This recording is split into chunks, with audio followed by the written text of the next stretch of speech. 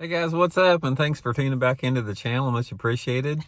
And today's video, I'm going to address a video that I did yesterday on the topic of catch and release that caused quite a bit of a stir.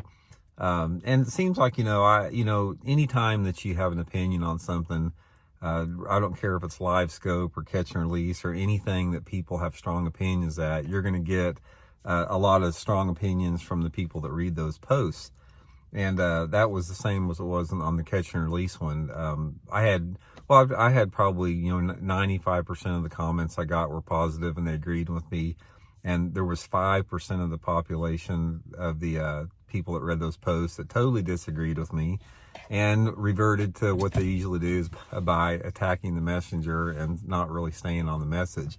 I want to address this a little bit, and I want to specifically talk about the bigger picture on this thing. And it's like, do lakes across the country need to be managed? Does there need to be some type of a harvest or management of bass on the lakes that we have across the country? I want to sort of get into that a little bit. But first of all, I want to say that I think a lot of these dudes out there that get mad at what I talk about when I talk about controversial stuff, I think they read basically they read the headline of the post and they don't even watch the video, because if they did watch the video, then they wouldn't be posting a lot of the stuff that they posted.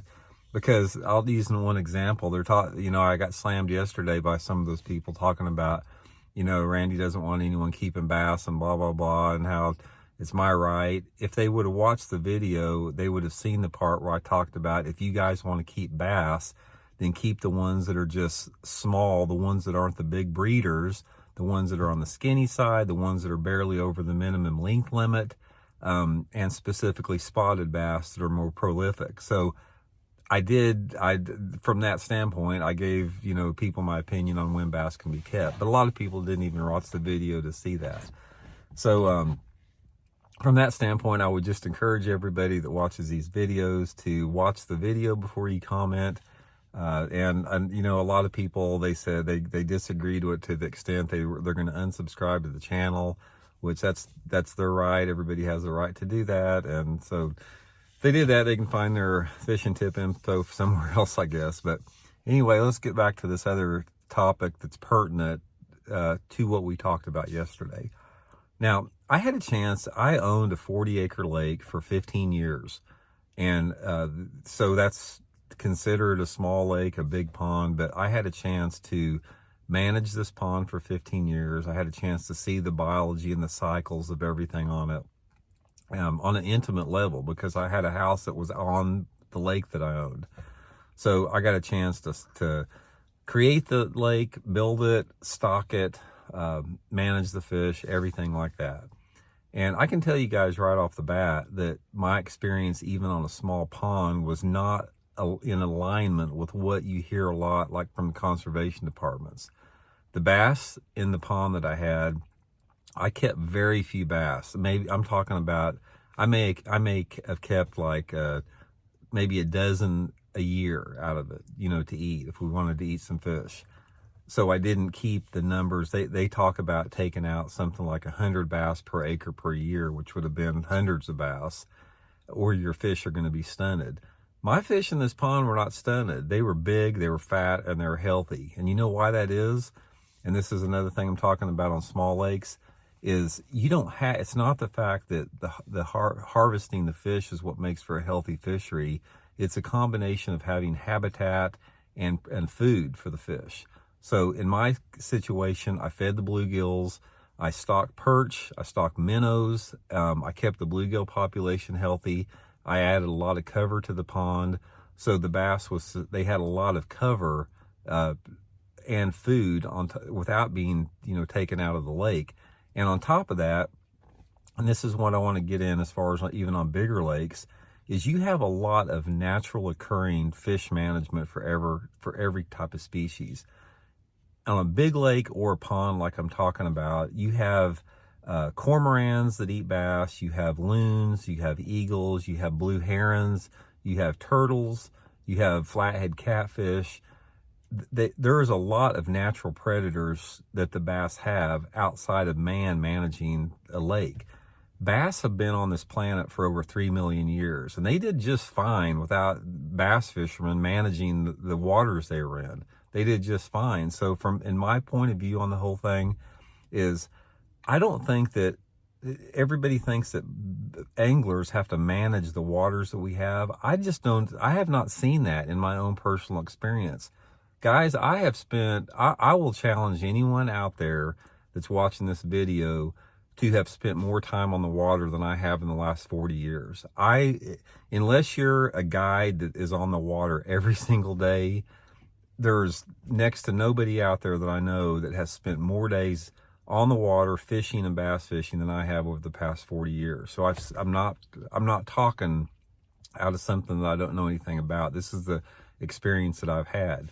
And from my experience, I think to a big degree that is a myth that bass fishermen are necessary to manage the quality of fishing in a lake.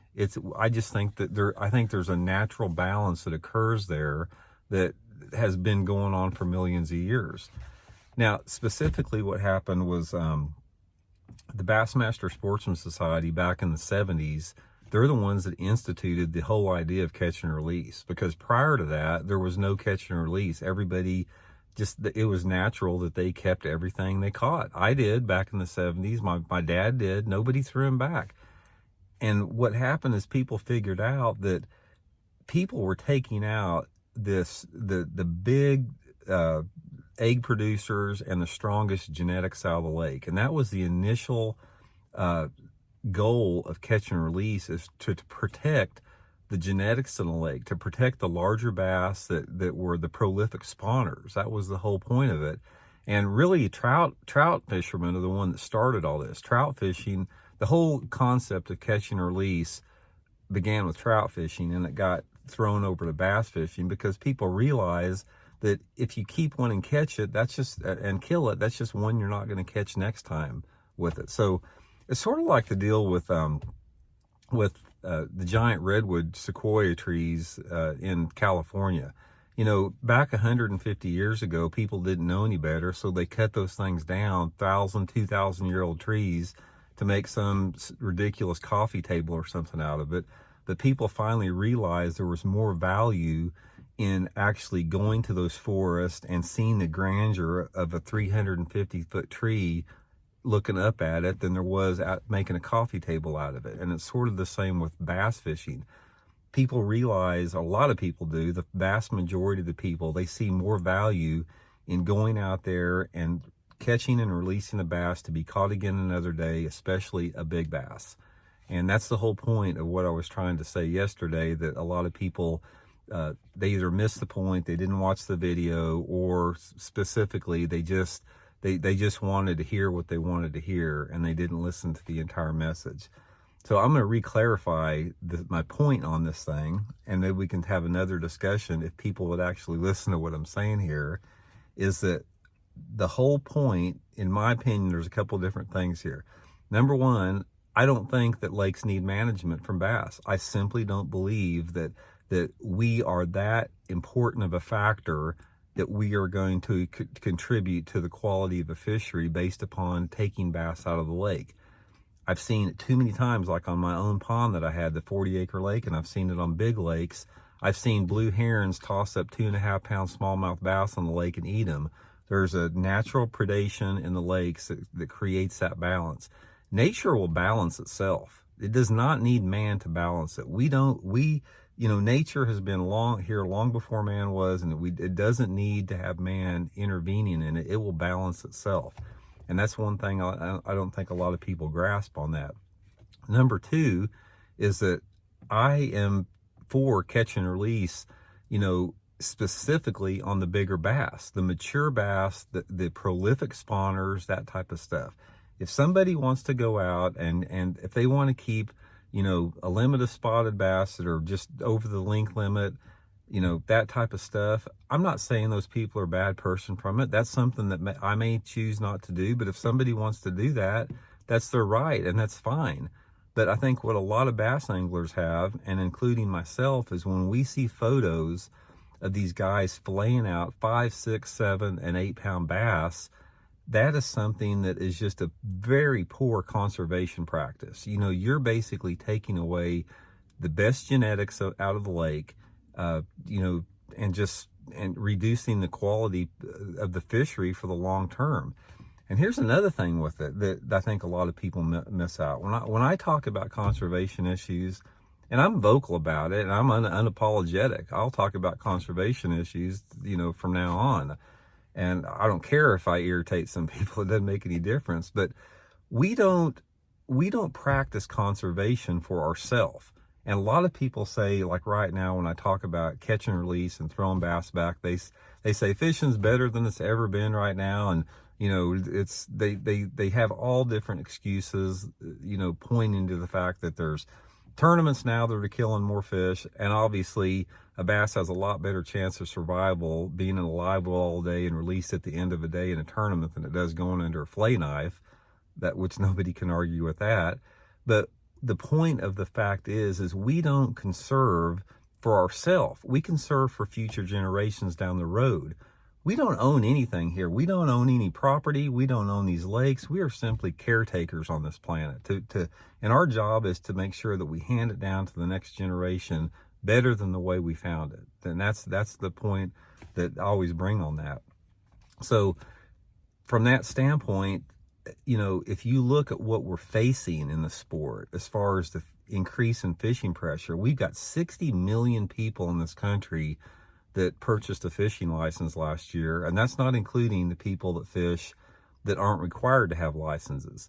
And that number grows all the time. So when you've got an ever increasing population growth in the country, multiply that times the next 50 years. And say if you have double the amount of anglers on the water now and you still have the same creel limits, where does that lead you up to? You know, you have more and more pressure on the resource.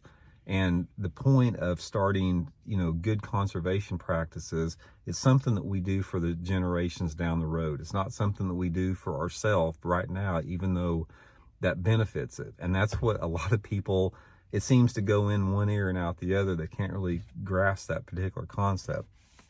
So when I talk about conservation issues, I'm talking about conservation for, you know, leaving this planet better than it was when we found it.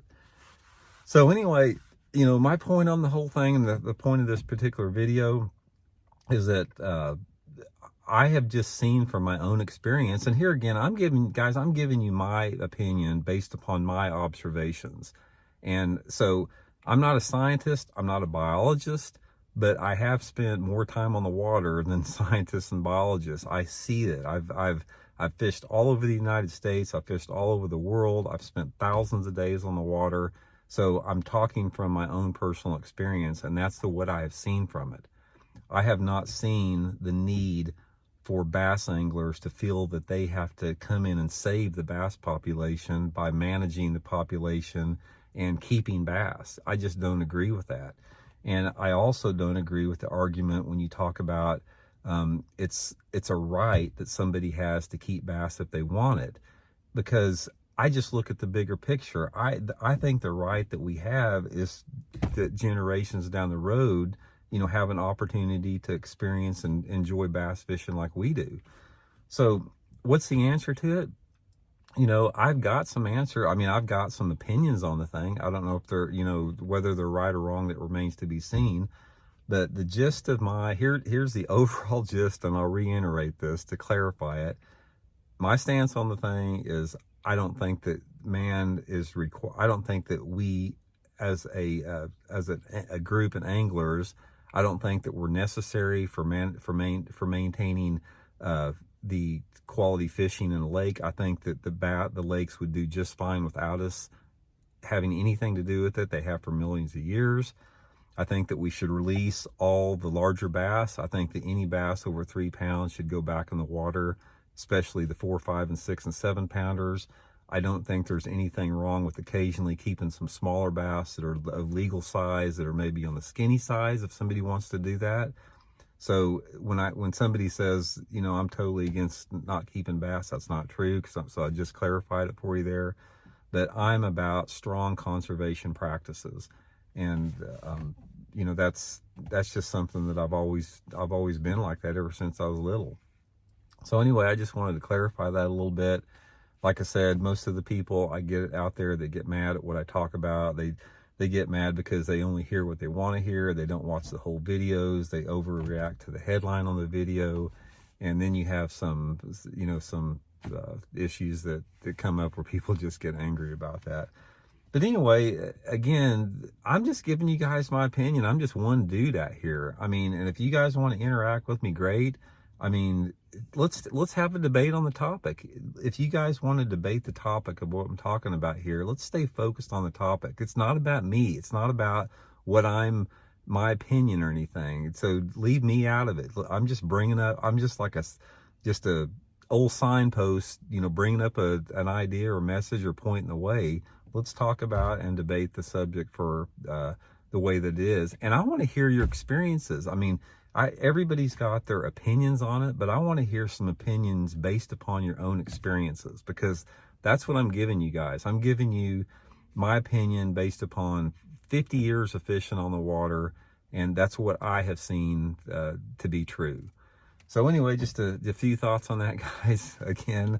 And like I said, that this channel, if you guys are watching my channel, that's just part of it, man. I'm going to give you guys hardcore hogging information. I'm going to give you tips on lures. I'm going to give you tips on how to catch bass. I'm going to give you my opinion on some controversial issues regarding the sport. And if you like it, you know, I'm happy you guys are subscribing to the channel. And if you don't like it, there's a lot of other channels out there for you guys to watch that you don't have to deal with me making you mad every time you watch it. So anyway, I appreciate everybody that's following me. Much appreciated out there. And we'll talk later. See y'all later.